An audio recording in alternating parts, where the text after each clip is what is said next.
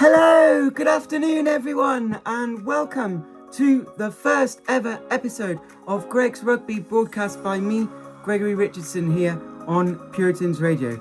In brief, I've been watching rugby union for just over 17 years now, and this weekend I'm delighted to tell you that Cardiff prepares to host 74,500 people ahead of a showcase European finals weekend. The Champions Cup is the biggest rugby match of the year, and 30 years on from when it all started, the Principality Stadium is prepared to host two blockbuster finals. Firstly, tonight as Bath take on Lyon in the Challenge Cup, and then tomorrow afternoon, Bordeaux take on Northampton in Europe's top flight. In this episode, I'll reveal my take on Cardiff matchday experience and tell you the best sights to see in the city centre. So, without further ado then, the Principality Stadium is in use again just 13 days after Bristol-Bègles' big day out clash against West Country rivals Bath.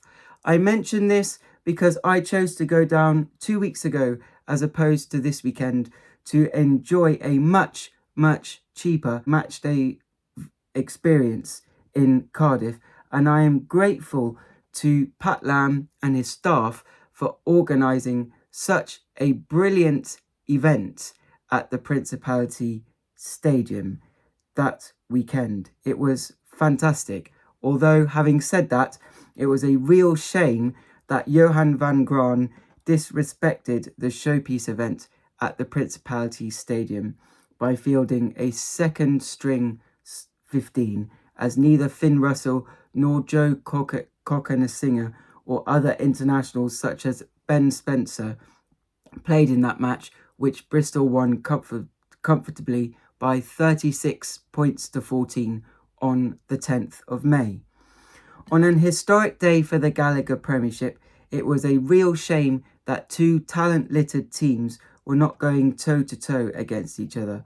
However, Bath knew that they had another more important match to play in the Welsh capital this weekend. So I can understand the logic behind resting players, but it was just a real shame for people like myself who paid the money to go and then did not get to see those stars in action at the best rugby stadium in the world, or at least within Europe, for a much cheaper seat. Anyway, moving swiftly on then, it is the first time in 11 years that the European finals are being played at the Principality Stadium. In fact, in May 2014, when they were last held in Cardiff, it was still called the Millennium Stadium, can you believe? And Johnny Wilkinson shone for RC Toulon in his last game played on British soil as he guided the southern French club to a 23-6 victory over Owen Farrell's Saracens in the then called Heineken Cup final. As for the Amlin Challenge Cup, which was played just next door at the Cardiff Arms Park on the Friday night, as is standard, Northampton Saints clinched the trophy thanks to Stephen Myler's impeccable goal-kicking display as the Saints beat Bath by 30 points to 16. So, after a little bit of European rugby history and with links to Cardiff, Gallagher Premiership leaders Bath will battle it out against Lyon of the top 14 to claim the EPCR Challenge Cup trophy tonight. Bath, having won the Premiership Rugby Cup during the two international windows earlier in the campaign, have a golden opportunity to do the treble this season. Having been initially knocked out of the Investec Champions Cup, Bath have been incredible in Europe's second division as they doubled Section Paloise's score away from home in the round of 16 before then hammering West Country rivals Gloucester just 8 days later in the quarter-final.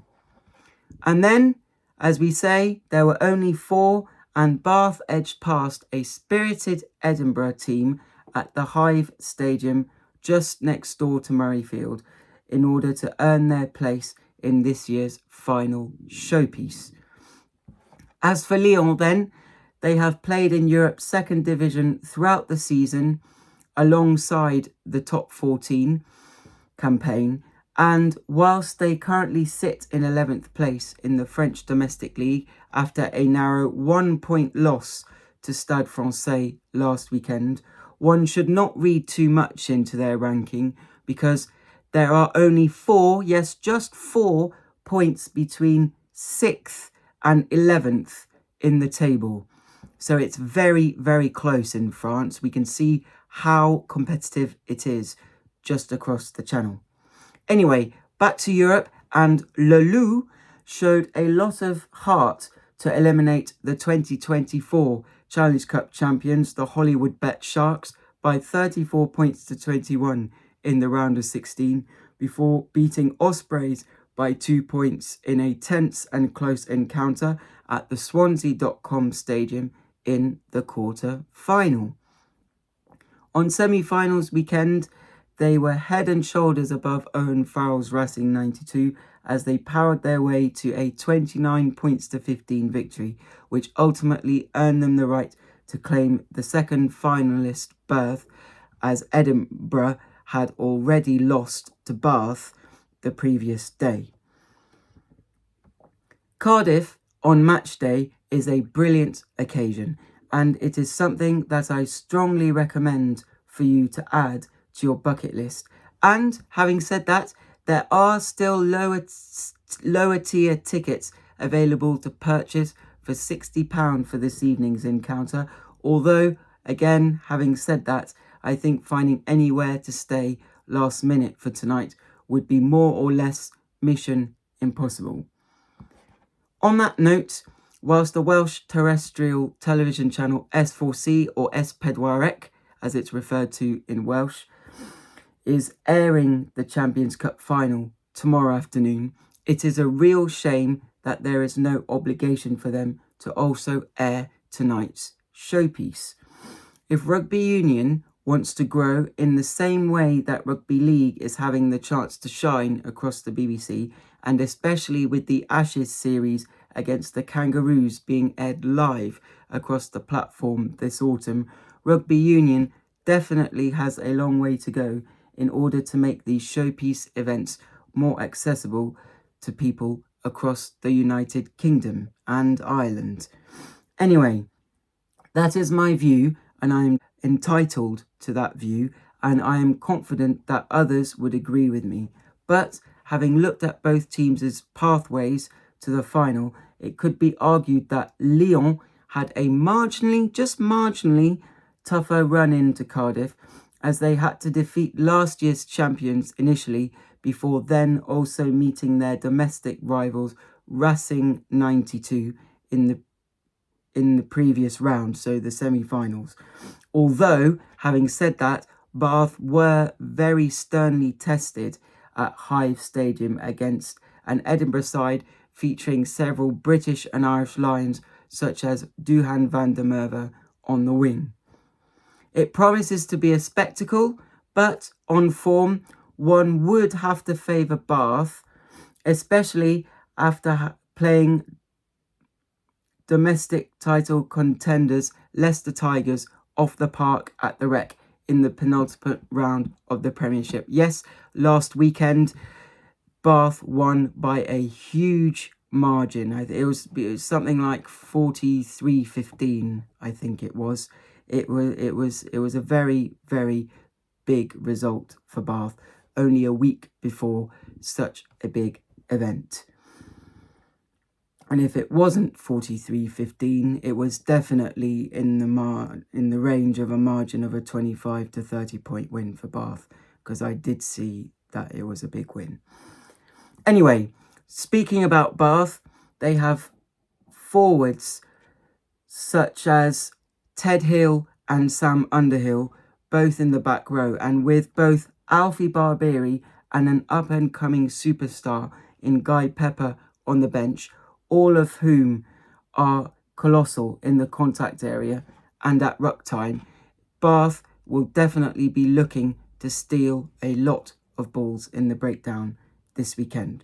And combine that brute force with the class of Ben Spencer at scrum half and the deft touches of Finn Russell in the backline, and Bath certainly look very threatening on paper. However, having said that, the Scottish talisman's goal kicking will be under the microscope at the Principality Stadium, especially as the roof is likely to be closed with the possibility of rain forecast over the weekend. Anyway, as for Lyon, the only recognised international in their squad, as far as I am concerned, is Camille Chat, and he has been given the nod as starting hooker. Having recently admitted some previous alcohol troubles in French newspaper L'Équipe last week, it is great to see him back in action and firing on all cylinders in the scrum and with his line-out throwing. But all in all, I do not think it is beyond reasonable to think that Bath's class will come to the fore in a game of such magnitude, especially having had that learning experience last June, and, as aforementioned, having just last week put title contenders Leicester Tigers to the cleaners on home soil.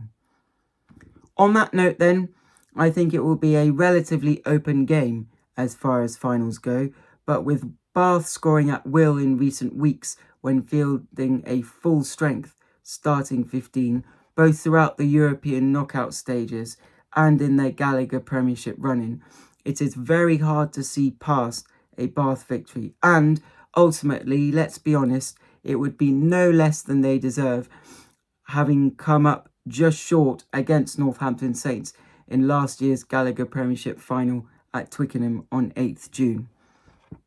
Furthermore, if Beno Obano, who received a red card in the first quarter that afternoon, and fellow teammates can keep their tackle heights down and stay on Holly Davidson's good side, they should be able to play at full strength for the full 80 minutes, which would enable them to become Challenge Cup champions.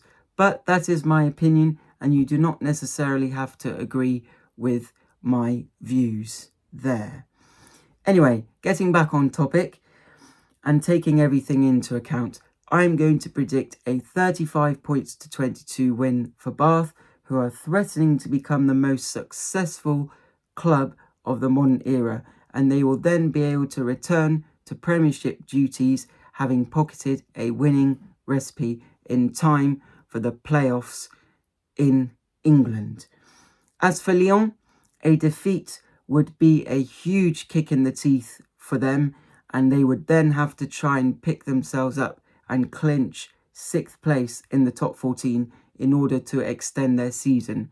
But with Racing 92, Section Paloise, Montpellier, Clermont-Auvergne and Castres all just ahead of them in the table, it seems as though that will be a huge ask. But the Cardiff party will have begun either way, and round 2 will take place on Saturday afternoon. And on that note, tomorrow's game is a mouth-watering prospect. It is going to be exciting, and we are all very much looking forward to the occasion. Quite frankly, to have an Investic Champions Cup final without any of Leinster, Toulon, Toulouse or Saracens featuring for the first time since the COVID-affected 2019-20 season, when the final had to be moved from Marseille to Bristol and also be played behind closed doors, is brilliant. It's absolutely brilliant for the competition and for helping to attract a wider audience, which is what rugby union really needs at the moment. A changing of the guard is just what rugby needs, as I said, to help make it more interesting for fans or newcomers to the game. And I can tell you sincerely that a Northampton against Bordeaux final is certainly not what many bookmakers, or fans for that matter, would have favoured ahead of the semi-finals played across the bank holiday weekend. And thinking ahead to next season, Could we potentially go 2 consecutive seasons without either of those 4 teams playing in the European final again? Well, as Bilbao has already been announced as the host city for the European finals in 2026, were neither of Leinster, Toulon, Toulouse or Saracens to make it to next year's Showpiece event. It would be the first time since 2006 and 2007 that none of those teams would have featured in Europe's top division final for 2 consecutive seasons. So we are talking 19 years ago. Such has been those 4 teams' dominance over the last 2 decades of rugby union, especially regarding Leinster and Toulouse, as they have won the top division 11 times between them, if my memory serves me well, because I've done that off the top of my head. But I know that it is a lot of times. Anyway, just in case you are interested in the details, the 2006 final was also, funnily enough, played at the then called Millennium Stadium between Munster Rugby and Biarritz, when the Irish province edged past the French-based team to win 23 points to 19 to become champions. And then in the All-Premiership tie between London Wasps and Leicester Tigers at Twickenham in 2007, the Wasps ran out 25 points to 9 winners only a few months before France then hosted the Rugby World Cup that autumn.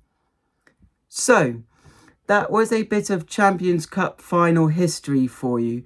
But moving on to this weekend's fixture, Bordeaux-Bègles were finalists in last year's top 14.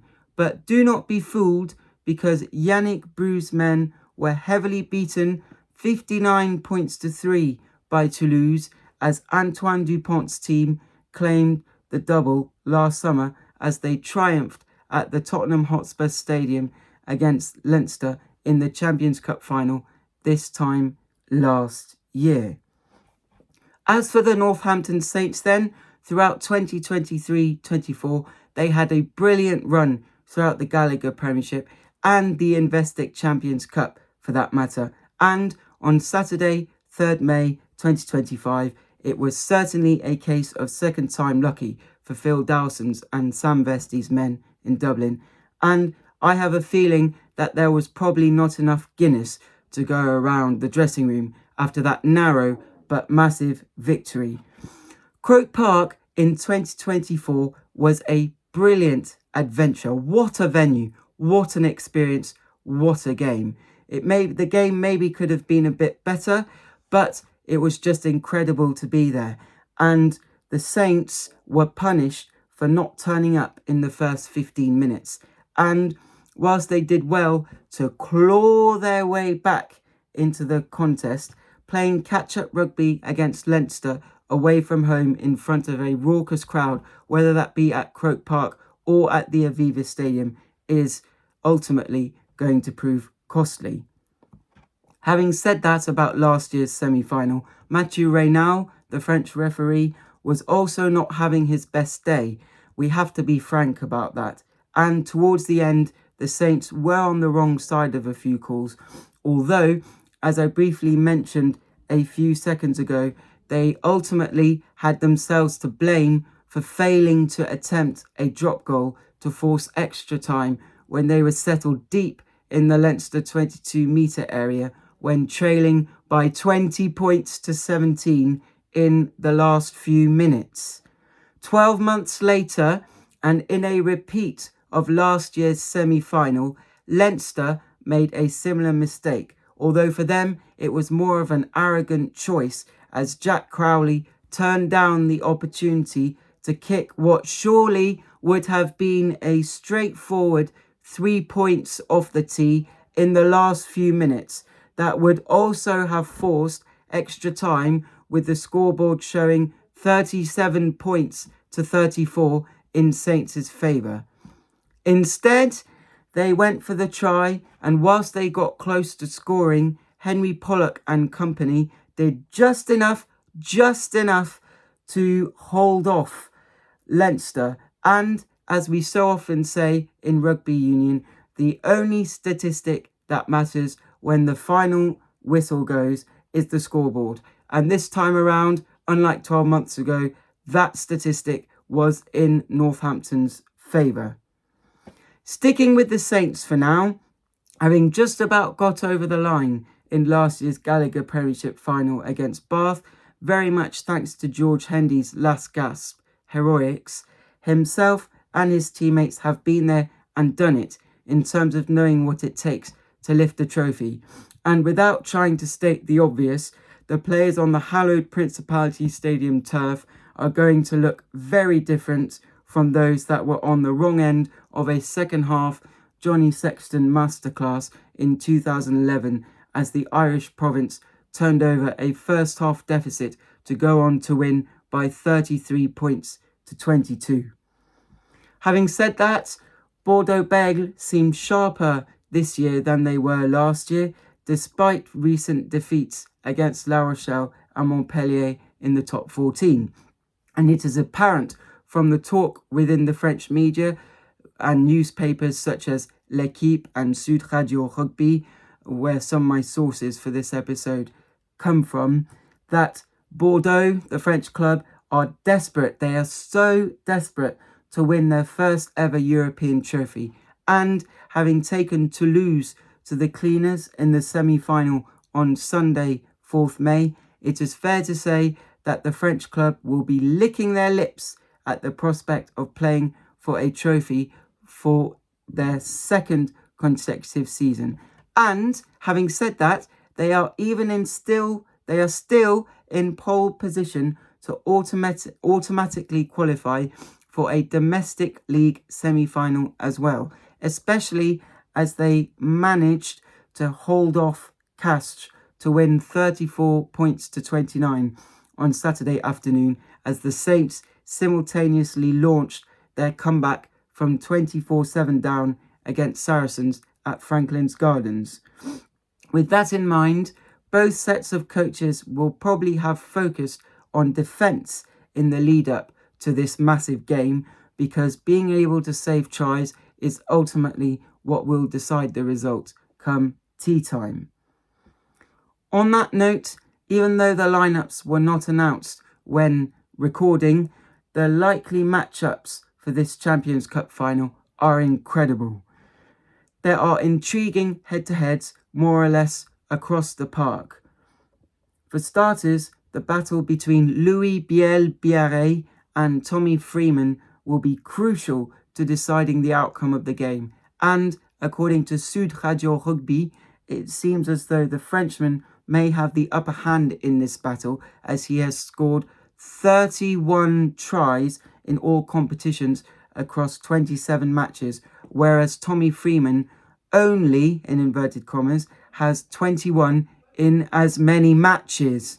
Furthermore, whilst Freeman pocketed a first-half hat-trick at the Aviva Stadium in Dublin, the French international winger was revealing his own box of tricks against Toulouse by scoring a length-of-the-field try in what was eventually voted as try of the round by fans across Europe. On the other wing then, and Damien Penaud has been the focal point of discussion in terms of whether he will be available. Yes, he has been in a fitness race, but according to L'Équipe, in the aftermath of the Toulouse semi, he sustained what was only, in inverted commas, a fractured ankle, and nothing more serious in that match. But even if he does play, as is expected after Sud Rugby revealed that he is 100% fit and ready to go, you would expect an international fly half of the calibre of Finn Smith and the international wingers Tommy Freeman and their teammate Tom Litchfield, all of whom played in Dublin, to target him by putting up high kicks in open play, or even through Alex Mitchell's pinpoint accurate box kicking in order to test Penaud's ankle and his overall fitness when jumping in the air to catch the high kicks. Northampton Saints will certainly aim to kick to compete on that side of the field if he is playing, or aim to tackle him as soon as he hits the deck after catching the ball. So we will see how fit he is on that ankle. And on that note then, as usual, the battle of the halfbacks will also almost certainly decide the outcome of this final. I just mentioned how Alex Mitchell and Finn Smith, guaranteed starters, will likely look to test Damien Penaud's fitness, but a player who could really shine under the spotlight is Maxime Lucu.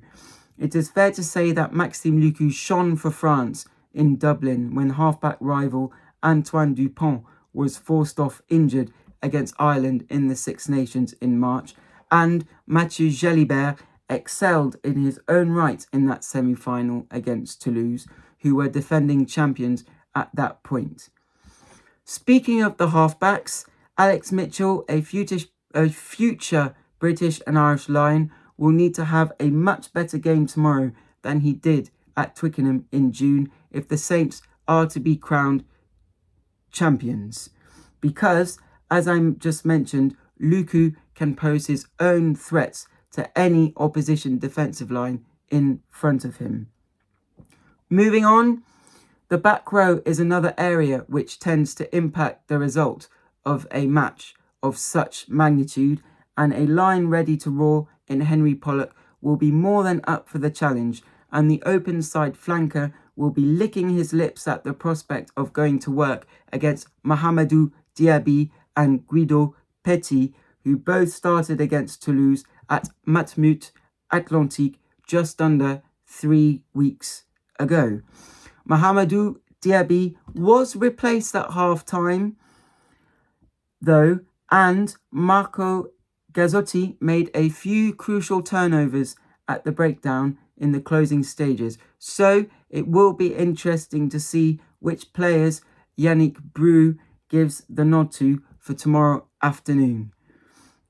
Same for Phil Dowson though, because Josh Kemeny scored a crucial try against Saracens to get the ball rolling at Franklin's Gardens last Saturday, so both could play together, although Giuliano Augustus, their number 8, was still a doubt when recording, as were teammates such as Curtis Langdon, James Ram, Timu Mayanavuna and Alex Coles. Although for the biggest game of the year, and it being rugby union, it would be no surprise at all to see these players on the field strapped up and playing in some way, shape or form, because rugby players really do not like missing these big occasions.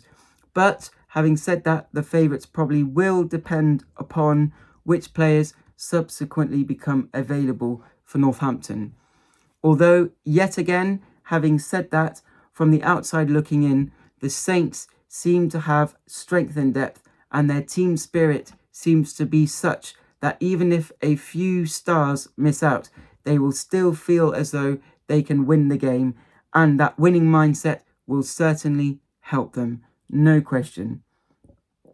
Anyway, in terms of the history of the Heineken or Champions Cup finals, as it is now called, only 3 matches since it all started in 1995 have gone to extra time. And funnily enough, I said to my taxi driver taking me to the Tottenham Hotspur Stadium last year that the match between Leinster and Toulouse was too close to call. So I think there will be extra time, or that there would be extra time. And lo and behold, it did finish 15-all after 80 minutes. And so the extra period was required to separate the two clubs in London, although Jack Crowley did miss what would have been a winning drop goal in the dying seconds. Anyway, the game last year eventually burst into life during extra time as 5 penalty kicks apiece became a mini tri-fest. Yes, somehow, 15-all became 31-22 at a time when yellow cards proved costly. And having mentioned cards, regardless of what colour, discipline and keeping 15 players on the field will most certainly be a factor in terms of deciding the outcome of the game. So again, that comes with respecting and listening to referee Nika Amashukeli in the breakdown area, which will undoubtedly be hotly contested throughout the 80 minutes and potentially more. In terms of my prediction then, it is certainly going to be a very, very close match.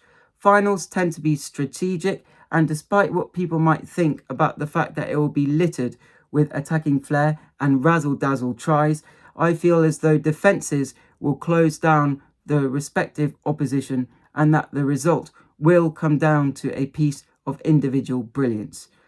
As aforementioned, both sets of players are decorated with talent, but I feel as though you have to back Northampton to win it, just and only just.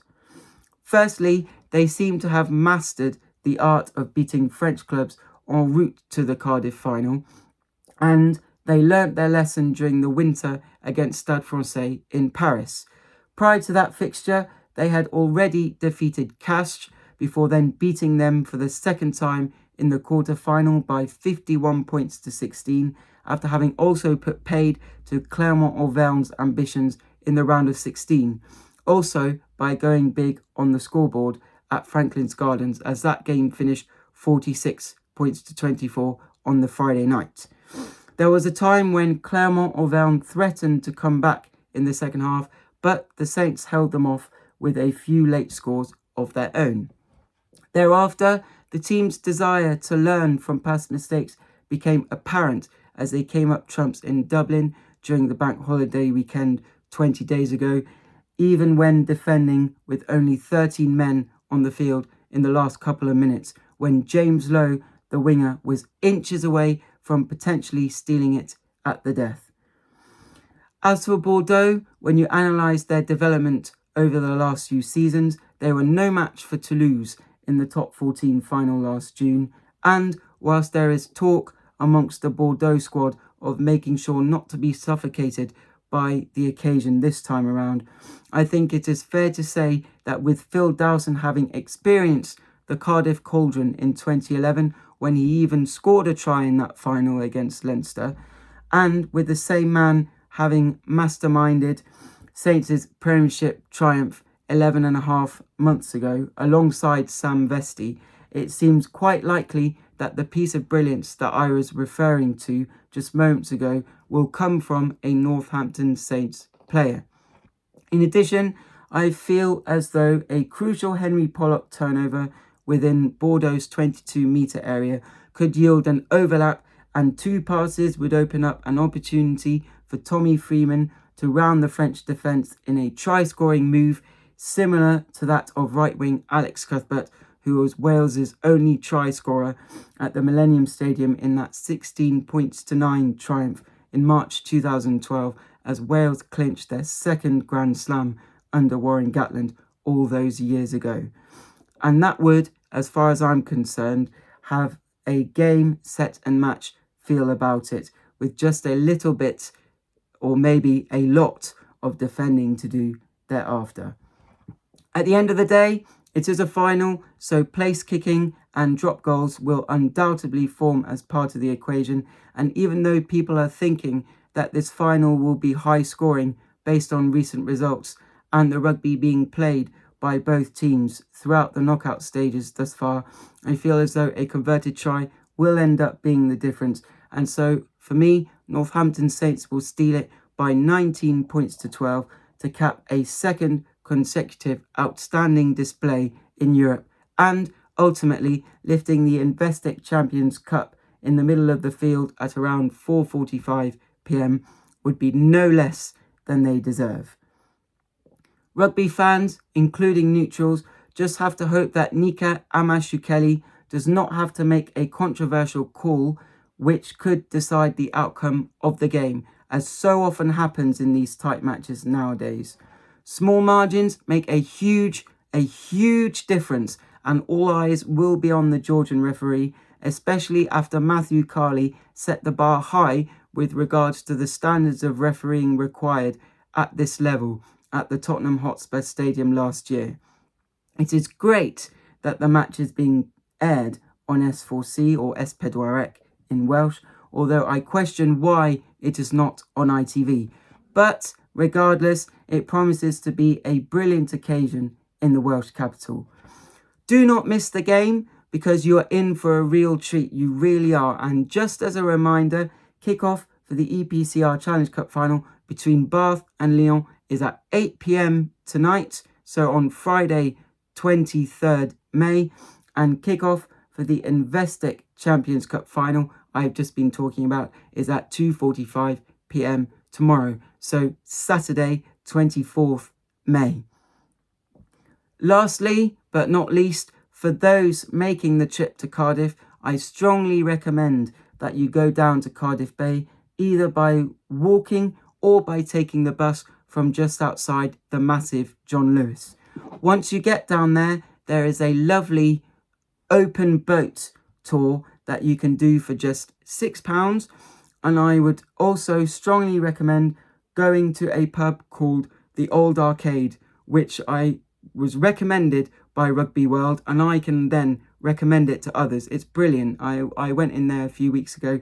It's fantastic. And what I really like about it is very clearly a traditional Welsh rugby pub, and there are signed jerseys from several years and photos from Wales's 2008 and 2012 Grand Slam campaigns, and much, much more. I'll let you discover it. And in addition, even the City Arms pub, which is directly opposite the Principality Stadium, literally just a stone's throw away, is also worth a visit, even though the pint of brains is very slightly more expensive in there. For now, though, I hope that you enjoy the European finals weekend as a whole, and hopefully the best teams in both matches will win.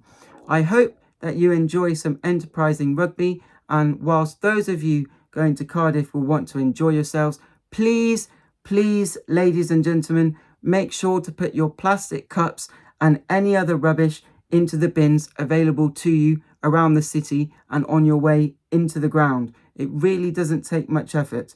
The state of the streets when I went for a walk to the local Sainsbury's on Sunday 11th May, just the morning after Bristol's big day out clash, was absolutely appalling. So please keep in mind the need to look after your planet in your enthusiasm to enjoy a rugby party.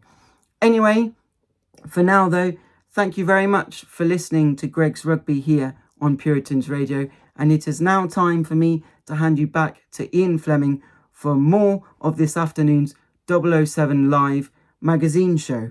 And on that note, I wonder what the next song is going to be. Ian, back to you.